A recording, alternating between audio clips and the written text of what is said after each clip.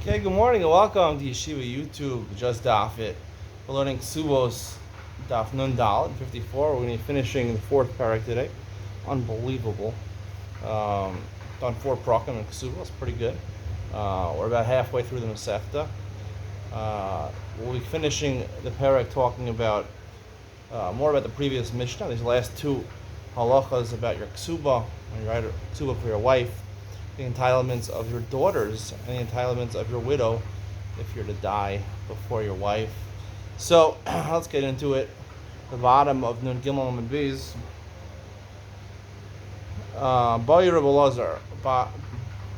Two lines from the bottom. Bayir Rebbe Lazar. Bas Shniya. Yesh la mazonos va'en la mazonos. You get married to a Shniya. We'll learn in Masechas Yevamos, Daf Chav, that there's a rice in the Torah, that also means a rice, and the Rabbanan enacted safeguards to forbid you from coming to the rice, so they're called shniyos, which mean Rabbanan, you're usher to get married to them. You get married to them. You could stay married to them technically, midar rice, and midar Rabbanan, you have to get divorced, but you didn't listen to the Rabbanan, you don't care what they say, so you're married to her, and then you die, right? And you leave an inheritance. Do your daughters get fed or not? What's this query based on? Nun Dal and Aleph, top of the daf. Okay, when the Leis Laksuba, right, we're going to learn later on in the Masechta that if you're married to a Shniya, she's not entitled because she did an Aveir to marry you, right? She's not entitled to a Ksuba, and normally a Ksuba is guaranteed to a woman whether you write a star or not. She doesn't get a Ksuba, Leis Mizona. So therefore, since there's no Ksuba, there's no Tanai Ksuba of Mizona to the daughter. Odilma Ima Davda Yisura Kansura Abana. The Knach is on the mother. It took away her Ksuba. Either they said the daughter, it's not her fault that she was born forbidden union, lo kansur Rabbana. But Rabbana didn't make a knas, she was entitled to mizonos from her father's estate, teku. We're unsure what the halacha is.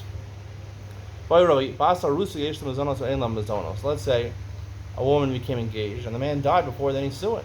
Is she entitled to mizonos from the estate of her father? Right, we're going to learn that your ksuba is guaranteed even from being engaged. You're guaranteed a ksuba. So therefore, normally the practice is to write the ksuba when you get married. Maybe she wouldn't be entitled because it's not a written document, or it doesn't have to be written until the nisuin. So therefore, she's not guaranteed. Teku Gemara leaves this unresolved.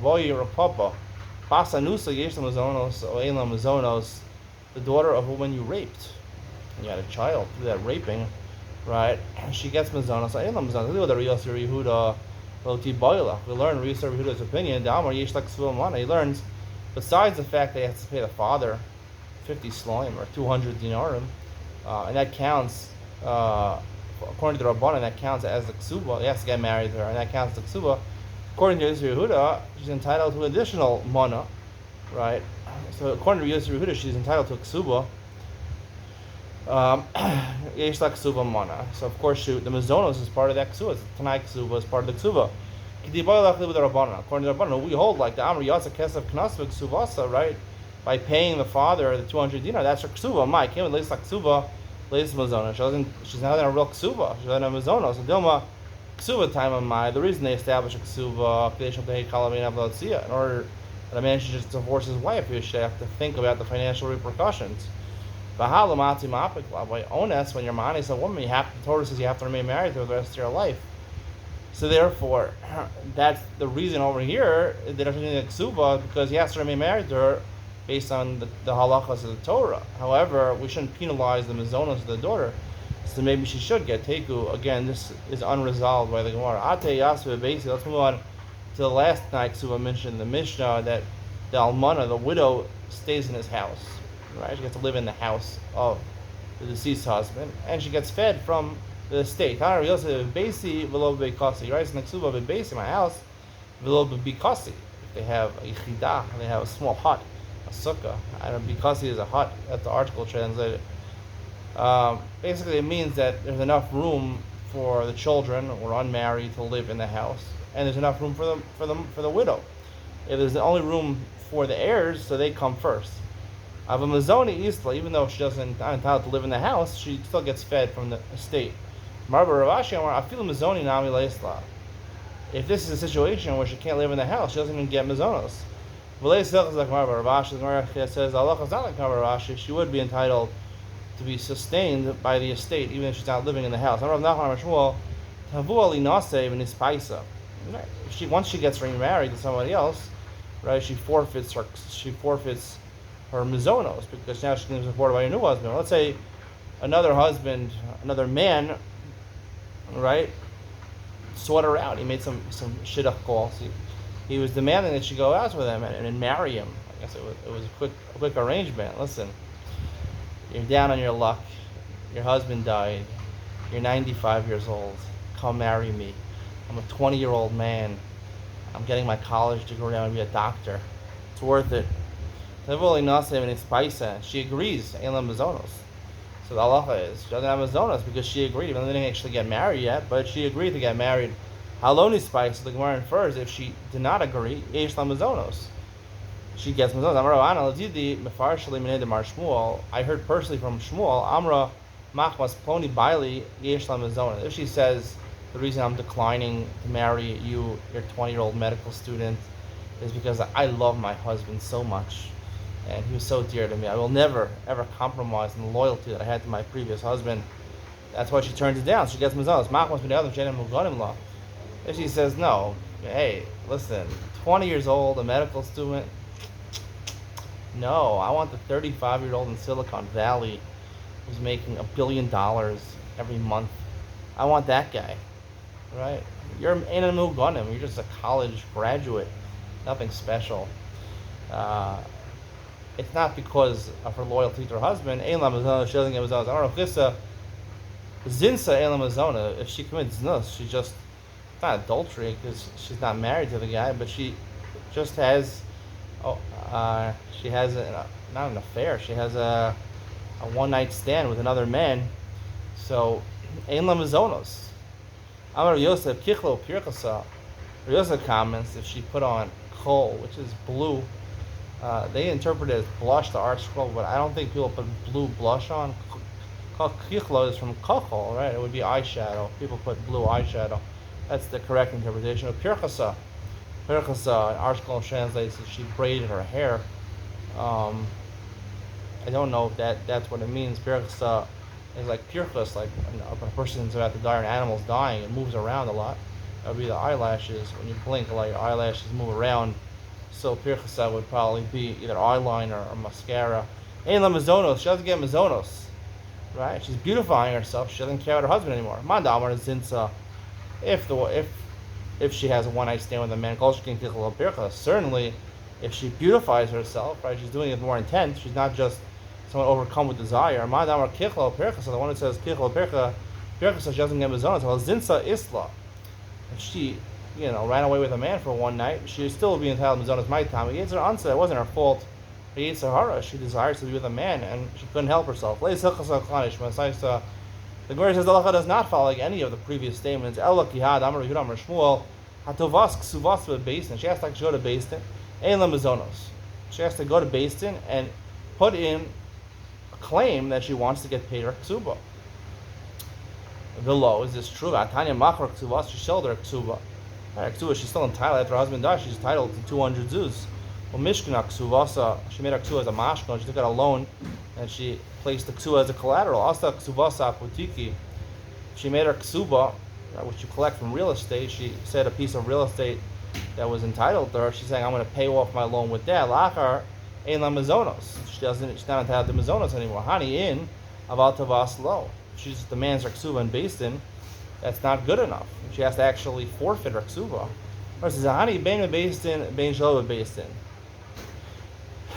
If she actually, makes a transaction with her ksuba, she sells her ksuba, or puts it up as collateral, or puts it up for a loan collectment.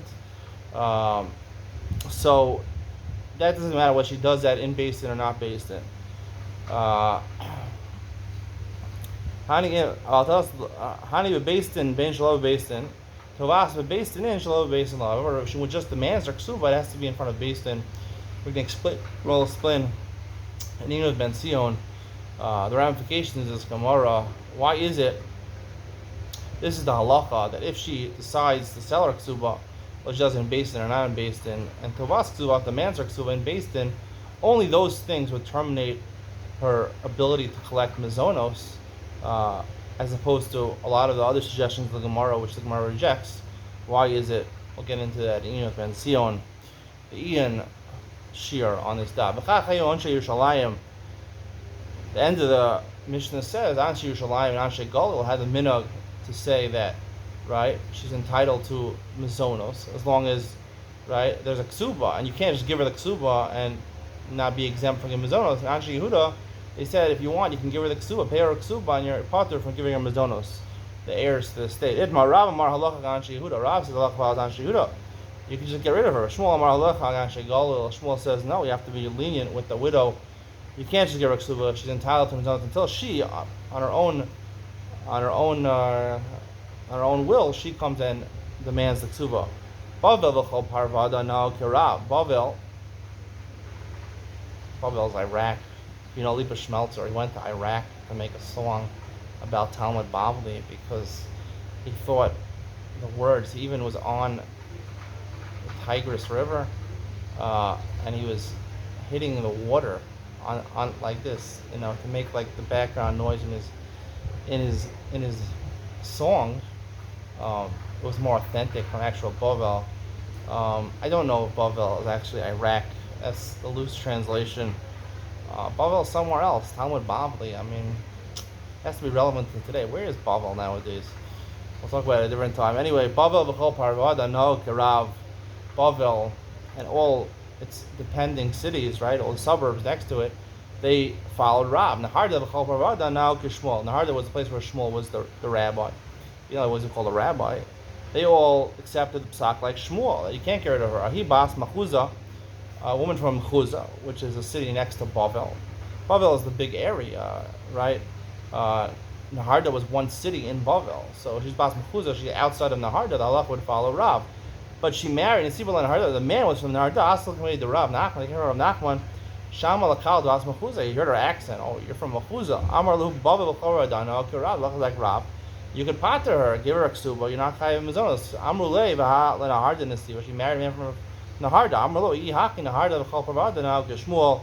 Then we go after the man. The man and the husband was from Naharda, so therefore we follow like Shmuel. Adhecha Naharda, until where the boundaries of Naharda. Adhecha desagi kaba Naharda. Right? They had specific measurements in Naharda. Right? In America they use the imperial system. And the rest of the world uses the metric system. So let's say America would be Naharda. Where they're using the imperial system, so right, they use feet, inches, quarts, you know, gallons, things like that. It's opposed to liters and centimeters and meters, mile versus kilometers. If you don't know these things, people living in America too much. People who live in America their whole lives are blind to the entire world. That's the truth. Only I, because I live in Israel, I'm privy to understand that there is a world outside of America. There's a big world outside of America. America is populated by 330 million people approximately. The world is populated by 7.5 billion people, which would make America about 1/20th of the world population, which would be, I don't know, 5%. So 5% of the world is in America. 95% of the world does not live in America. Oh, that's a problem. All right. No, really, like growing up in America, you only knew those things. You only know Fahrenheit, Celsius. What is Celsius? Listen, I live in Israel for 7 years. My watch says 32 Celsius today. I have no idea how many degrees Fahrenheit is, to be honest with you. I still haven't been able to convert the Celsius into Fahrenheit. It's around 90 degrees, 95 degrees. I can't tell you exactly. I still think in Fahrenheit. The shkalim into the dollars, I haven't been able to convert. It's pretty easy. Feet and inches, I'm still working on it. You know, a meter is approximately 3.3 feet. Figure out the inch. An inch is approximately 2.7 centimeters. Kilometers are probably 0.6 miles.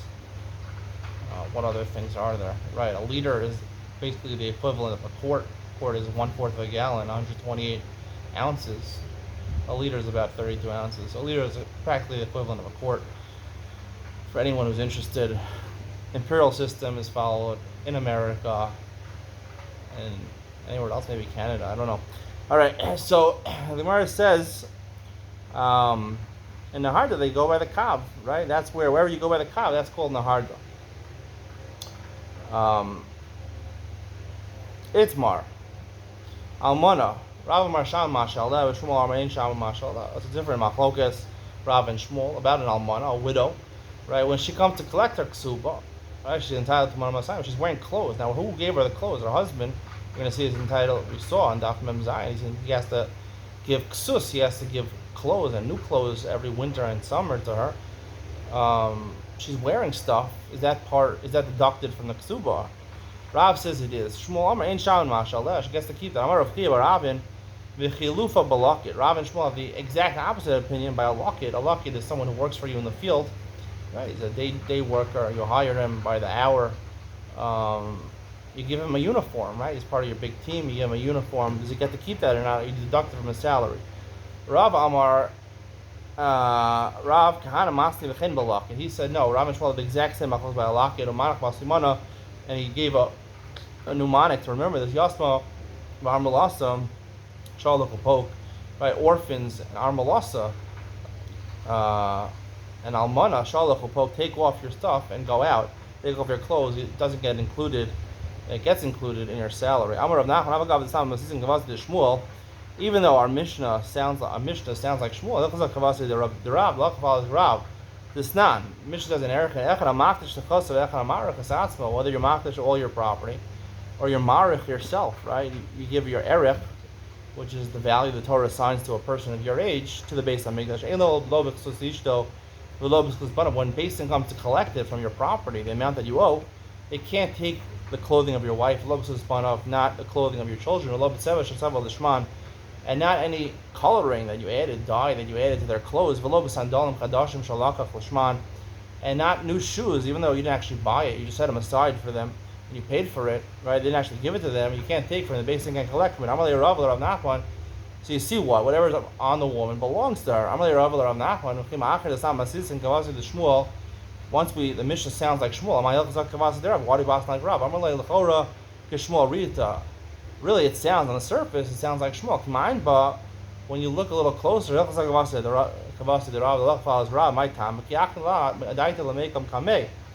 when he gave her clothes, he gave it to her because he wants her to look nice in front of him. He didn't give her clothes for to take her out of the marriage and go marry someone else. So therefore, she's not entitled to her clothes. She wants to keep them. She has to deduct it from the amount that she's owed for the ksuba. Kal said to Beibar al Yashav, Hava Katava Ksuvasa, the Kala from the house of Rav Yashav. Rav Yashav found its way into the Gemara. She was asking for a ksuba miasme. Right? She was the almana. She was the widow. Hava Kamamti Lahul the Beidina. They were bringing her to the base. The Amri Zilan Milsa the Tizli Hacha. She was going in her rags, in her terrible snood. She was walking out of her house. Where Hachi Azalavi Shistanu Aksasinu Lakule Mana. Go wear your fancy clothes that your husband, our father, your husband had given you. Ask them the Ravine, they came from Ravina Malu, Hilchasakavasi the Rav. Lachafal is Rav, Amramana Shan Mashallah. You calculated it in the cheshbon, in the calculation, and she gets deducted from Ksuba.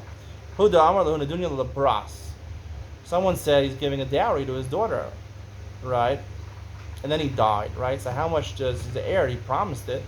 So Zal Dunya, whatever he gave as a dowry, he promised her some linens. He promised her some clothes or something like that for Sheva Brachos.